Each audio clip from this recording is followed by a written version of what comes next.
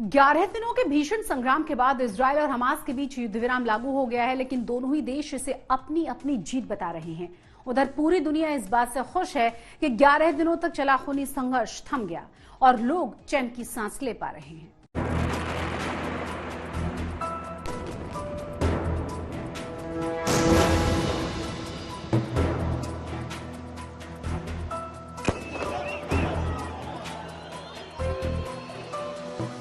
अब तक गाजा पट्टी के जिन इलाकों में बमबारी हो रही थी, अब वहां जश्न मनाया जा रहा है।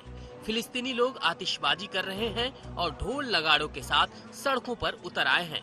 स्थानीय समय के मुताबिक रात के 2 बजे जैसे ही 11 दिनों के भीषण संग्राम के बाद इजराइल और हमास के बीच युद्ध विराम लागू हुआ, गाजा की गलियों में खुशी की लहर दौड़ गई। लोगों ने एक दूसरे को बधाई दी और खुशी का इजहार किया।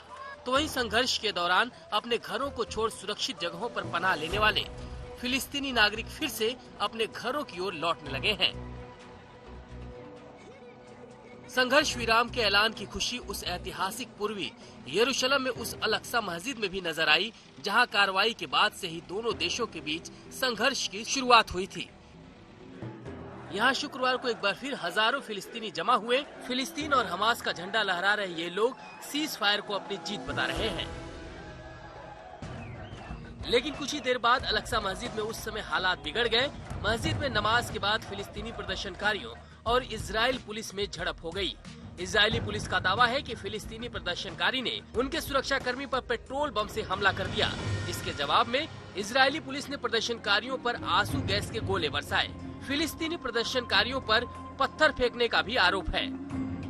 उधर संघर्ष विराम के बाद इजरायली प्रधानमंत्री बेंजामिन नेतन्याहू का बयान आया है और उन्होंने कहा कि हमारी सेना अपने लक्ष्य को पूरा करने में कामयाब रही है और हमारा अभियान सफल रहा है।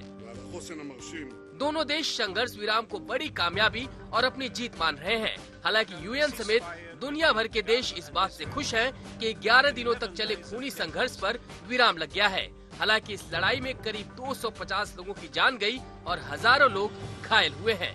आज तक ब्यूरो।